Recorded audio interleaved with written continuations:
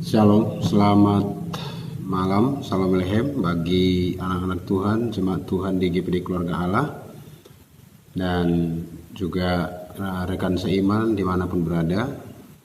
Seperti biasanya kami mengadakan pelayanan sapaan penggembalaan di Gereja GPD Keluarga Allah, dan di jam 21 seperti ini untuk menjangkau anak-anak Tuhan, khususnya jemaat GPD Keluarga Allah yang kami gembalakan. Tapi malam ini memang sengaja kami ada tidak di grup Keluarga Allah.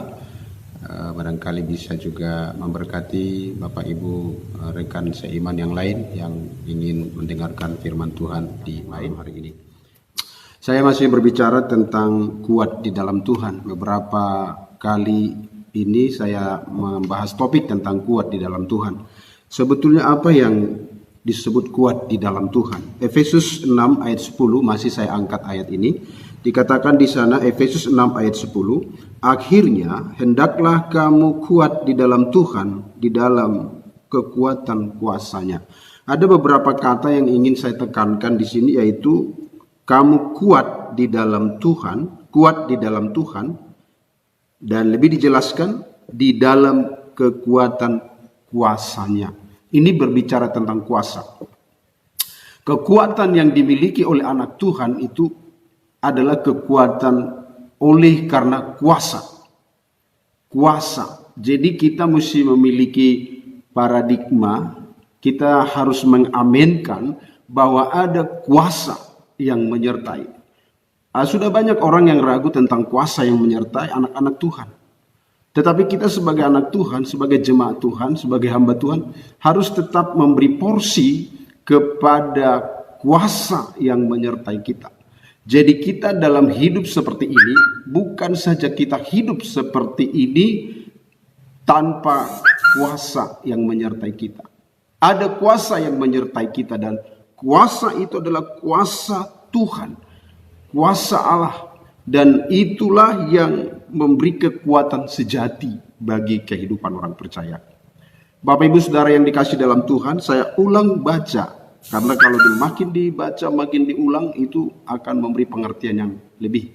Dikatakan akhirnya hendaklah kamu kuat di dalam Tuhan, di dalam kekuatan kuasanya. Jadi kekuatan yang ada pada seseorang, kekuatan yang ada pada anak Tuhan adalah kekuatan di dalam kuasa Tuhan. Ada kuasa, ada dunamos, ada energi yang lain di luar dari energi secara manusia. Ada kuasa yang menudungi kita, ada kuasa yang melindungi kita. Dan itu menjadi satu kuasa yang harus dimiliki oleh anak-anak Tuhan. Saya menjadi kuat bukan karena kekuatan dari diri kita, tapi kekuatan yang daripada Tuhan. Jadi itu yang pertama yang ingin saya sampaikan pada jemaat dan hamba Tuhan, mungkin rekan yang bisa melihat saya di sini. Ada kuasa yang menyertai kita. Dan itu bekerja aktif setiap hari, ada bersama dengan kita. Itulah kekuatan kuasa. Ya, kekuatan kuasa daripada Tuhan. Apa artinya kuat di dalam Tuhan? Apakah seseorang yang kuat di dalam Tuhan itu bisa diartikan kuat kalau dia sehat secara fisik, sehat secara badan, kuat ototnya, bisa mengangkat barang, memindahkan barang 100 kilo dalam sekali mengangkat? Itukah yang dimaksud kuat? Atau mungkin seseorang yang selalu menang dalam perdebatan, selalu unggul dalam pembicaraan, atau mungkin dia memiliki intelektual yang lebih, atau juga mungkin seseorang kelihatan sangar dan ditakuti oleh orang. Apakah itu yang disebut kuat? Ya saudaraku. Atau kekuatan yang dimaksud, apakah itu kuat karena ada kedekatan dengan orang-orang hebat, para pejabat, anggota dewan, atau memiliki ekonomi yang bagus, yang kalau dalam zaman sekarang ini, dalam pembatasan sosial ini, dia punya stok yang banyak untuk beberapa bulan pun karantina wilayah, bagi dia nggak masalah. Itukah yang kuat? Sebetulnya yang dimaksud bukan itu. Kuat di dalam Tuhan adalah Sekali lagi, kuat di dalam Tuhan adalah orang-orang yang mampu bertahan, mampu tidak bergeser sedikit pun dari prinsip-prinsip firman, dari nilai-nilai kebenaran Alkitab, sekalipun ada persoalan yang dahsyat dan hebat melanda hidupnya. Ada persoalan yang hebat, yang dahsyat melanda hidupnya, tapi dia tidak bergeser sedikit pun dari nilai-nilai kebenaran, tidak bergeser sedikit pun dari prinsip-prinsip Alkitab, teguh di dalam panggilan. Untuk menguji seseorang kuat atau tidak kuat dalam Tuhan harus ada hantaman, harus ada hajaran. Kalau tidak ada hantaman dan tidak ada hajaran, tidak bisa dinyatakan seseorang kuat. Jadi kalau seseorang sudah mengalami hantaman yang dahsyat, tetapi dia tetap berdiri setelah melewati masalah itu, itulah orang kuat di dalam Tuhan. Dia tidak ada penyangkalan terhadap sang Halik kita. Dia juga tidak mundur dari panggilan, dari pelayanan, dari kebiasaan berbuat baik. Dia tidak dipengaruhi oleh situasi apapun. Dia terus hanya dipengaruhi oleh firman Tuhan. Dia hanya dipengaruhi oleh firman Tuhan, oleh Roh Kudus. Dan itulah yang saya maksud tadi, ada kuasa. Kuasa yang menyertai kita. Kekuatan kita adalah kekuatan dari Roh Kudus. Satu ayat, saya tidak buka ayatnya. Jadi berkata bahwa bukan kuat, bukan gagah daripada kita. Bukan oleh kekuatan, bukan oleh gagah perkasa, tapi karena oleh Rohku, kata Tuhan. Jadi kuasa yang menyertai kita ada kuasa Allah, Rohnya yang berdiam di dalam hidup kita.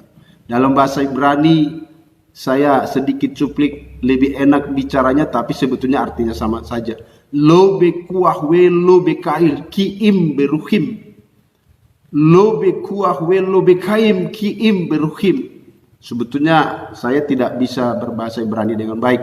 Hanya saya mengingat penggalan ayat ini waktu masih di kampus, menguatkan saya bahwa bukan kuat, bukan keperkasaan, kata Bani Zerubabel, tapi oleh Rohku, kata Tuhan. Itulah kuasa yang menyertai kita, dan setiap anak Tuhan harus memiliki itu. Dan untuk membuktikan seseorang itu kuat di dalam Tuhan, harus rela mengikuti apa yang disebut hantaman iman, hajaran iman, badai iman. Barulah disebut dia kuat atau tidak. Para petarung bebaskah, petinjukah, tidak akan bisa dibuktikan siapa kuat, siapa yang kurang kuat sebelum mereka fight di ring. Dalam pertandingan iman pun Paulus menyinggung kepada kita, bertandinglah dalam pertandingan iman yang benar dan rebutlah hidup yang kekal. Jadi ada pertandingan iman. Bicara pertandingan, ada kalah, ada menang. Pertandingan iman ini masih berlanjut. Saya ulang beberapa kalimat yang saya sudah cuplik dalam khotbah saya sebelumnya, bahwa pertandingan yang paling ditakutkan bukan melawan corona, tapi akibat dari corona ini yang telah membuat banyak anak Tuhan kehilangan pegangan. Sementara kita berpisah satu dengan yang lain, tidak bisa lagi kita saling menguatkan. Seorang gembala tidak mudah lagi datang untuk menjumpai jemaatnya, untuk menumpangkan tangan atasnya, memberi kata-kata penguatan. Itu sebabnya saya singgung dalam beberapa khotbah saya, itu harus mampu menguatkan diri sendiri. Seperti Daud berkata, hai jiwaku, kuatlah engkau. Mengapa engkau tertekan, hai jiwaku? Ada satu kekuatan yang terus di dalam diri kita bekerja, dan itu datangnya dari Tuhan, saudara sekalian. Jadi siapakah yang kuat itu? Orang-orang yang tidak bergeser sedikit pun dalam hidupnya dari prinsip-prinsip Alkitab, prinsip-prinsip kebenaran, sekalipun dihantam oleh badai yang kuat. Itu saudaraku. Ya, itu yang saya tahu tentang kekuatan. Apapun yang terjadi, tidak akan pernah menyangkal iman, tidak pernah menjadi surut iman dan percayanya kepada Tuhan, tidak pernah menjadi meninggalkan Tuhan, meninggalkan pelayanan, meninggalkan ibadah. Tidak. Bahkan soal apapun dia selalu hanya ingin menyenangkan hati Tuhan. Apa artinya kuat di dalam kuasa Tuhan? Artinya adalah kekuatan yang bekerja di dalam hidup kita itu adalah kekuatan daripada kuasa. Kuasa yang saya maksud adalah kuasa Roh Kudus bekerja dalam diri orang percaya.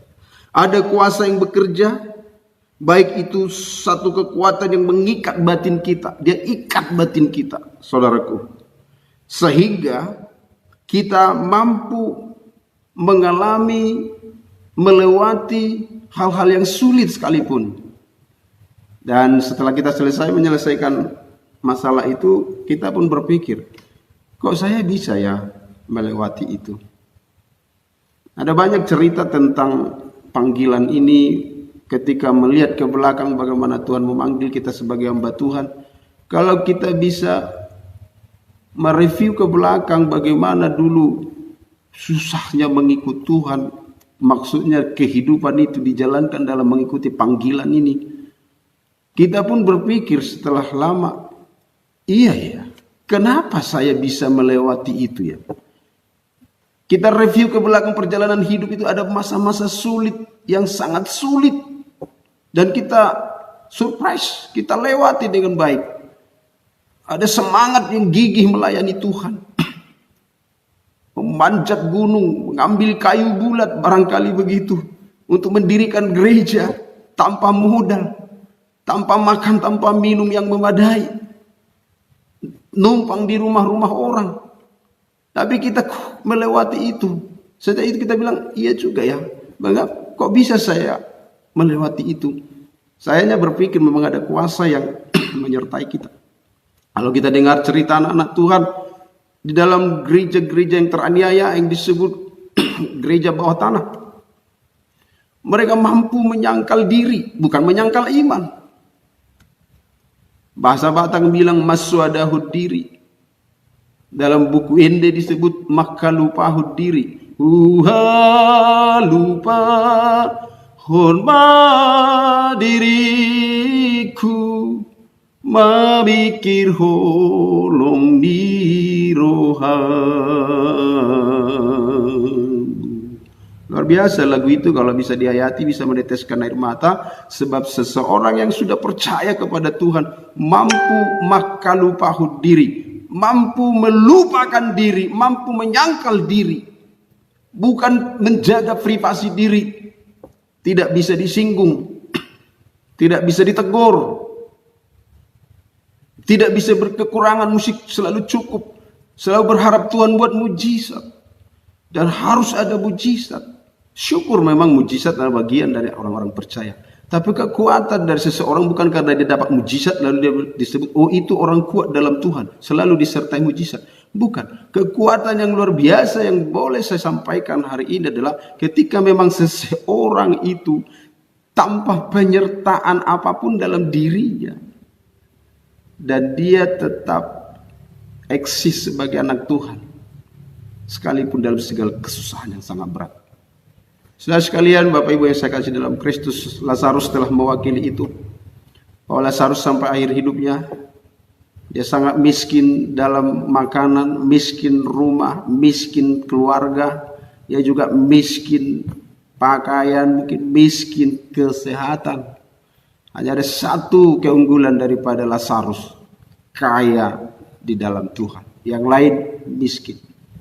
Dia berlomba berebut makanan bersama anjing. Ketika seorang raja atau seorang bangsawan atau seorang kaya mengadakan pesta, lalu remah-remahnya itu dibuang dan anjing berlomba untuk memakan remah-remah itu, dan diantara anjing yang berlomba itu ada seorang anak Tuhan yang mulia, namanya Lazarus. Kenapa saya sebut dia mulia? Karena begitu dia mati, Yesus menceritakan dalam cerita itu, malaikat Tuhan turun datang langsung mengangkat dia, membawa duduk ke pangkuan Bapak Abraham. Itu pertanda bahwa dia mulia. Sekalipun dia borok-borokan, dia sakit, dia tidak memiliki makanan, tapi dia sangat kaya dalam hal rohani. Itulah orang kuat. Itulah orang kuat. Orang kuat dalam Tuhan bukan kalau bercerita, oh luar biasa, Tuhan kemarin memberkati saya, aku berdoa langsung terjadi. Kemarin aku berdoa buat 1 unit ruko sudah dapat. Kemarin aku berdoa dan aku menang tender. Lalu kita berkata salut, dia orang kuat dalam Tuhan. Bukan itu.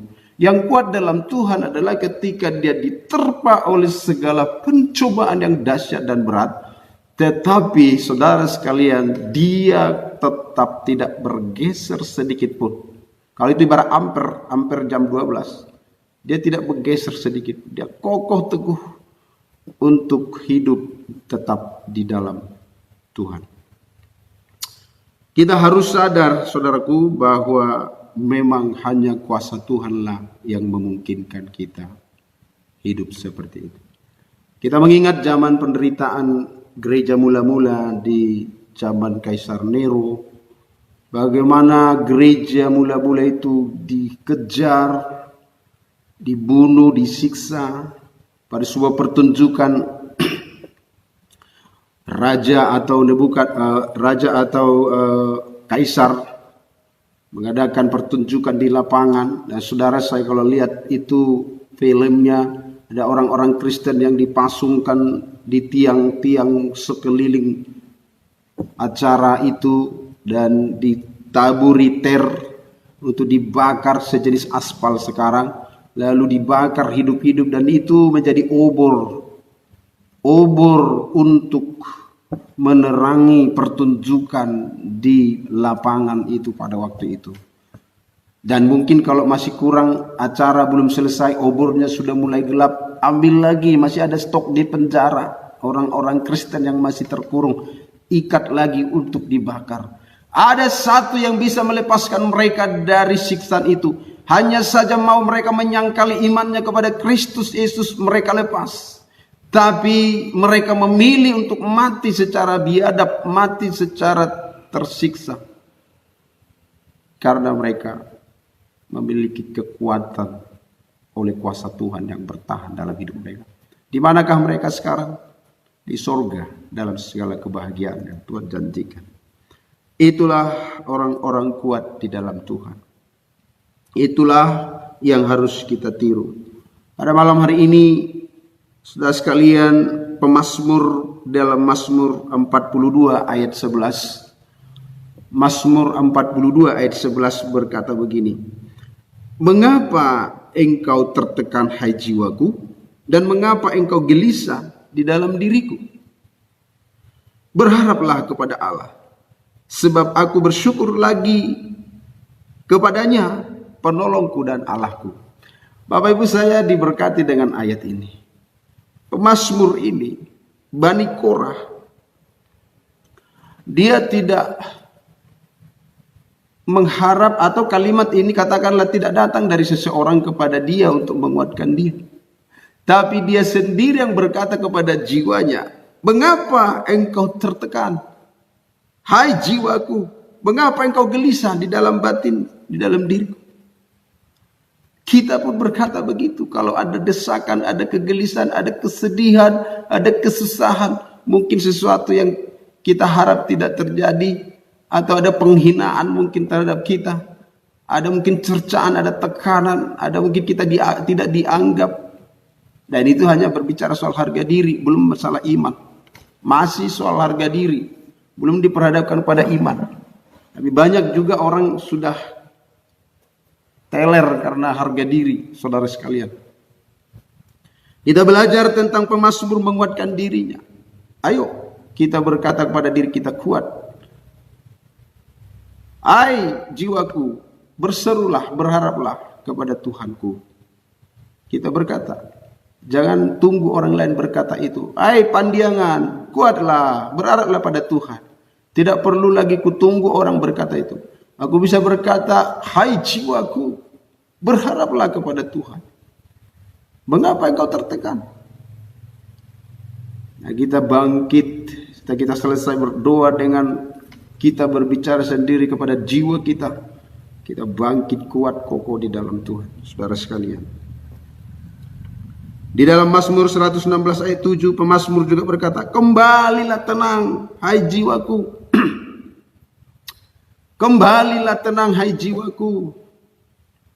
Gak usah orang lain ngomong sama saya, kembalilah tenang, tenangkan jiwamu Pandiangan. Saya sendiri bisa berkata, kembalilah tenang hai jiwaku. Dan itu kita dapatkan ketika kita dalam penyembahan. Masuk dalam hadirat Tuhan, menyembah dengan benar, meneteskan air mata, membawa semua kekesalan hati kita, kelemahan kita, kita bawa semua bahkan kegagalan kita, bahkan dosa-dosa yang pernah kita lakukan, atau hal-hal yang pernah kita kerjakan yang menurut kita pun berpikir mengapa itu terjadi pada diri saya, kenapa saya harus melakukan itu, kenapa itu harus ada pada saya. Bawa kepada Tuhan dan katakan, hai jiwaku, kembalilah tenang. Kembalilah tenang hai jiwaku, sebab Tuhan telah berbuat baik kepadamu. Saudara sekalian yang dikasihi oleh Tuhan, satu lagi seorang tokoh yang ingin saya sampaikan pada saat ini adalah seorang hamba Tuhan bernama Paulus. Inilah tokoh perjanjian baru yang cukup menginspirasi bagi kita sebagai hamba Tuhan. Di dalam Filipi pasal 4 ayat 12 dan 13 berkata begini. Aku tahu apa itu kekurangan dan aku tahu apa itu kelimpahan. Dalam segala hal dan dalam segala perkara tidak ada sesuatu yang merupakan rahasia bagiku. Baik dalam hal kenyang maupun dalam hal kelaparan, baik dalam hal kelimpahan maupun dalam hal kekurangan. Paulus menyebut aku tahu semua itu. Seorang anak Tuhan yang kuat di dalam Tuhan, dia mampu melewati segala medan. Kalau itu jenis kendaraan, dia disebut bandel dalam segala area atau medan. Kalau itu jenis tumbuhan, dia disebut kuat melewati segala musim. Musim panas dia hidup, musim salju dingin, musim apapun dia hidup. Anak Tuhan seperti itu. Paulus telah memberi gambaran soal kelimpahan, dia tidak menjadi sombong. Soal kekurangan, dia juga tidak menjadi minder. Tidak menyesali panggilannya. Dia berkata tidak ada sesuatu yang rahasia bagiku, baik soal kenyang ataupun soal kelaparan. Sekarang kita diperhadapkan satu masa yang tidak baik. Kita berdoa segeralah COVID-19 ini selesai. Sudah resah juga banyak orang.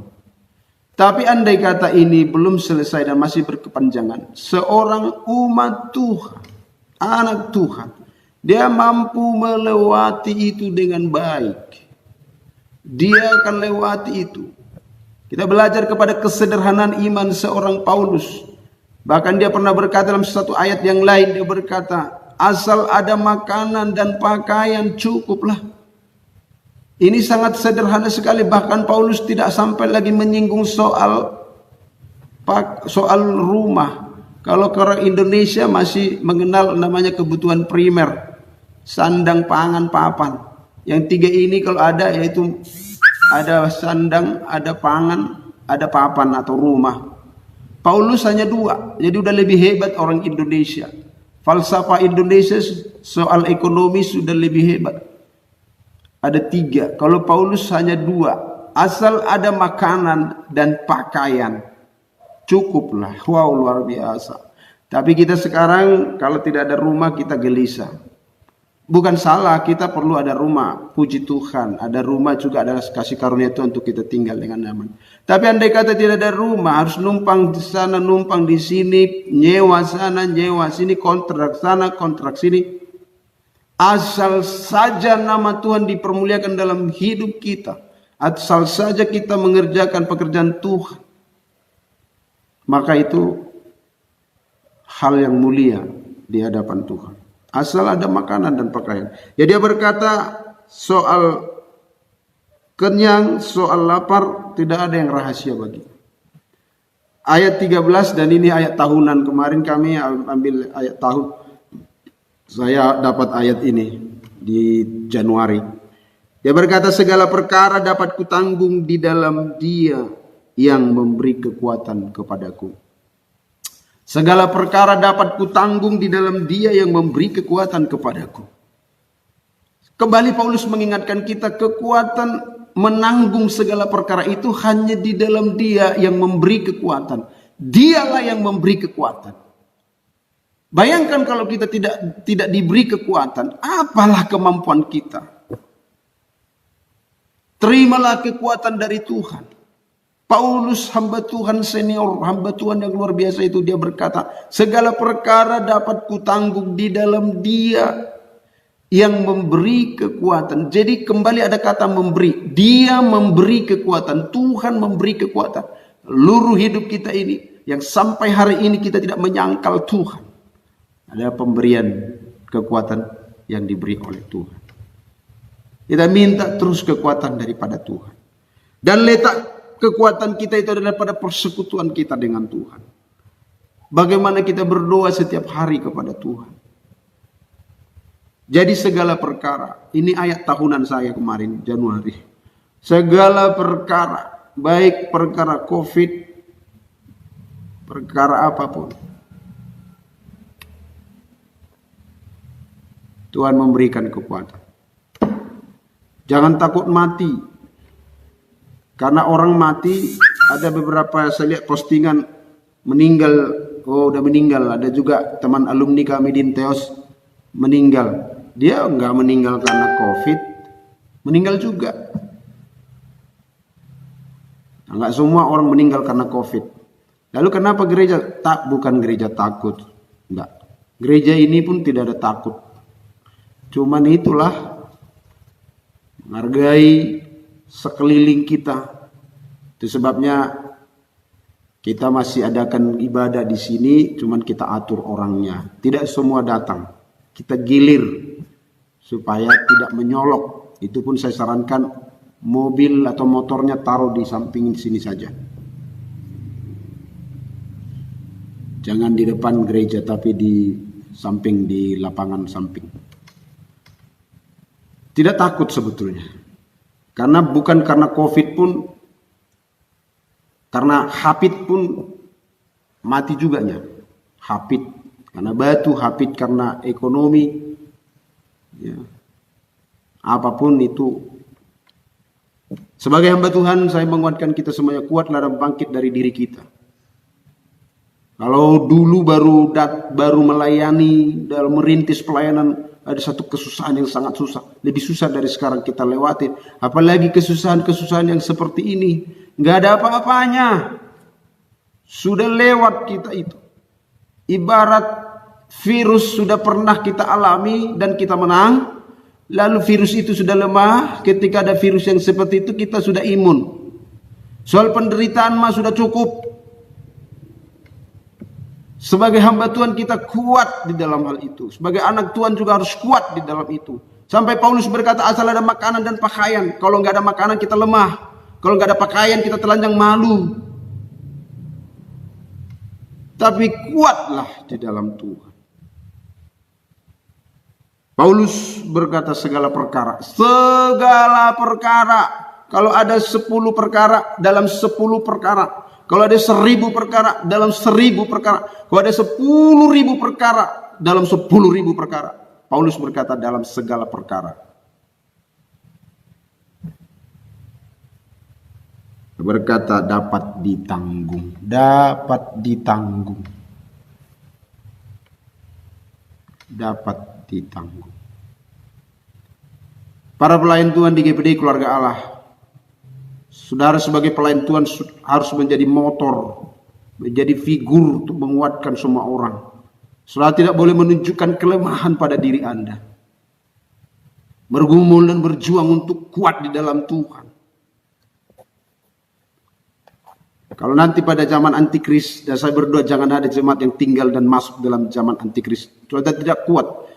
Kalau saya berpikir begini, kalau dalam keadaan sekarang hanya goncangan-goncangan kecil, istilahnya itu kita udah nggak kuat. Kalau masuk di zaman antikris, bagaimana bisa kuat? Pasti jatuh, pasti langsung menyembah pada berhala, menyembah pada patung, pada binatang. Kayak sekarang dalam segala tekanan yang sangat kecil pun kita nggak kuat. Nggak boleh. Nggak boleh, dan itu nggak boleh mempermalukan nama Tuhan. Kita harus kuat sebagai jemaat.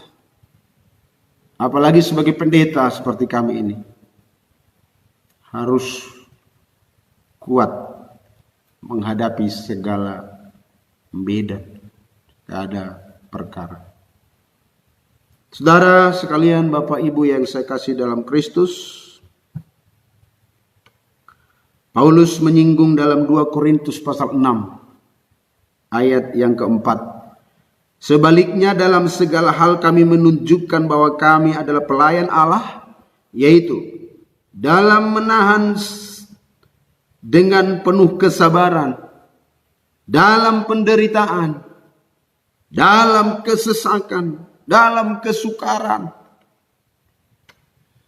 Terlalu banyak kalau saya harus sampaikan. Paulus berkata, kami menunjukkan diri kami hamba Tuhan dalam menahan, dalam kesabaran, dalam penderitaan. Ada penderitaan. Ada lagi dalam kesesakan, sesak hati. Mungkin ada kata-kata yang gak enak dari teman kita. Mungkin di PT kita, leader kita bicara nggak membuat nyaman. Mungkin bawahan kita juga nyeleneh. Mungkin juga memperkatakan atau menggosipin kita. Ada sesak di hati. Paulus berkata, kami menunjukkan bahwa kami adalah hamba Tuhan. Kami kuat. Jemaat Tuhan, apalagi kita nggak bisa lagi sesering mungkin bertemu. Kuatlah dirimu, di kamarmu, di dapurmu, di ruang tengahmu, kamu selalu bersekutu dengan Tuhan. Baca-bacalah Alkitabmu, dengarkan khotbah, buka YouTube. Kuat di dalam Tuhan. Dan biarlah kekuatan yang daripada Tuhan itu terpancar penuh di dalam hidup kita. Saudara sekalian, saya lanjut dulu membaca ayat 5. Dan dalam menanggung derah, ada derah. Di penjara juga iya. Dalam menanggung kerusuhan, iya. Dalam berjeri lelah, jeri payah, iya. Dalam berjaga-jaga, iya. Dalam berpuasa, iya. Dalam kemurnian hati, wow, luar biasa. Paulus ini menyebut secara detail segalanya. Kalau dibandingkan dengan saya, aduh Tuhan, saya malu lihat Paulus. Ada kemurnian hati. Dalam pengetahuan, orang hebat juga pintar, cerdas. Dalam kesabaran, Paulus sangat sabar. Dalam kemurahan hati, dia orang yang sangat murah hati. Dan dalam Roh Kudus dan kasih yang tidak munafik.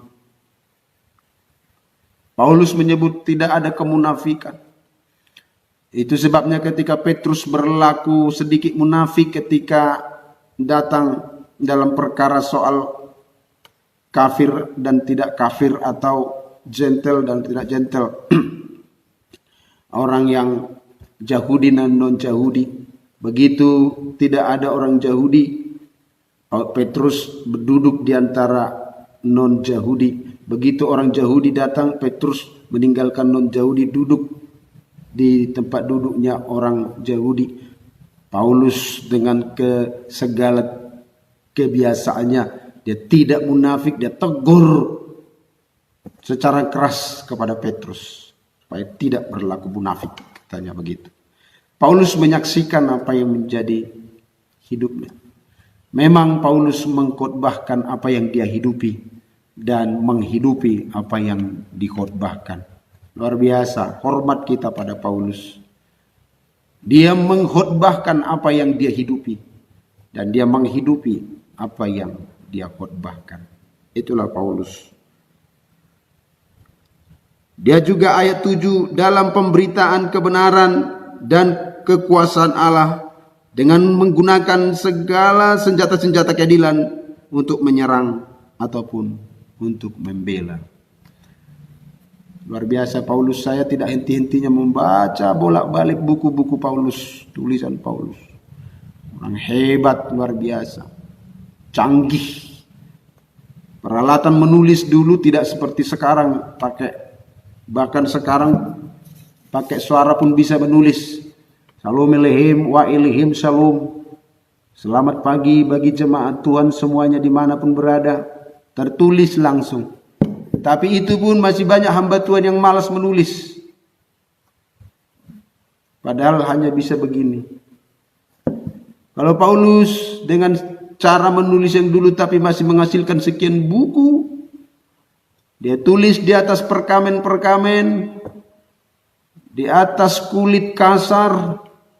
Dia celupkan ke tinta, dia tulis. Dia celupkan ke tinta, dia tulis. Tapi bisa itulah tandanya Paulus hamba Tuhan yang luar biasa. Dia kuat. Nah, kita perlu belajar kepada hamba Tuhan yang satu ini. Itulah Paulus. Dia orang hebat, orang pintar, orang rendah hati, orang jujur, orang tulus hati, dan tidak munafik. Itulah orang kuat. Sekalipun dia kata ketika dia dicerca, dia dihina, diumpat, dipuji, nggak masalah. Nah, ini menjadi tantangan bagi kita. Saya pun belajar bagaimana mengikuti Paulus. Udah bolak-balik kita baca dan kita bergumul, tapi memang masih kita temukan diri kita jauh dari apa yang hebat-hebat dilakukan oleh Paulus. Tapi kita tidak pernah berhenti. Sebelum inna lillahi wa inna ilaihi raji'un, sebelum kita selesai, sebelum kita masuk hutorun di situ maduh, yuk masih ada waktu memperbaiki diri kita, kuat di dalam Tuhan. Itulah orang kuat di dalam Tuhan. Dan kuatkanlah dirimu, gak usah tunggu yang lain menguatkanmu. Masuk ke kamar dan berteriak, hai jiwaku, mengapa engkau tertekan? Berharaplah kepada Tuhan. Maka akan ada kekuatan yang luar biasa yang akan kita terima. Tiap hari itu harus kita lakukan. Tiap malam itu harus kita lakukan. Sehingga kuasa itu menyertai kita. Dan hidup kita menjadi stabil. Stabil. Bukan meledak-ledak, meletup-letup. Stabil. Slow, pasti, dan tidak mempermalukan nama Tuhan. Tapi mempermuliakan nama Tuhan. Tidak ada yang bisa menolong saudara kecuali Tuhan dan diri saudara sendiri. Mintalah kekuatan dari Tuhan dan kuatkanlah dirimu. Terimalah kekuatan itu. Dan bersaksilah. Bantulah orang-orang lemah. Kuatkanlah mereka dengan perkataan. Kuatkanlah mereka dengan kesaksian hidup. Mereka akan melihat kita. Terutama dalam menghadapi kesulitan yang sekarang ini. Saya tidak tahu seperti apa. Apakah akan seperti apa COVID ini merajalela. Bahkan ada banyak tulisan-tulisan. Oh, ini mengarah kepada kedatangan Tuhan.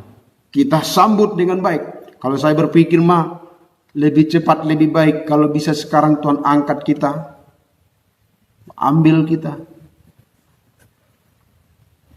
Orang kalaupun tidak mati karena corona, mati juga karena kelaparan. Lebih susah lagi. Tapi kalau kita hidup di dalam Tuhan, mati karena corona pun tidak perlu saudara menjas. Tidak mati pun hidup di dalam Tuhan. Hidup kita sungguh-sungguh hanya untuk Tuhan. Biarlah firman Tuhan ini menguatkan saya dan saudara. Siapakah yang disebut kuat dalam Tuhan? Nah, orang-orang yang tidak bergeser sedikit pun dari prinsip-prinsip firman, tidak bergeser sedikit pun dari nilai-nilai iman kepada Kristus, sekalipun diterpa oleh badai yang besar. Itulah orang kuat di dalam Tuhan. Tetaplah kuat, tetap melayani. Tuhan memberkati kita.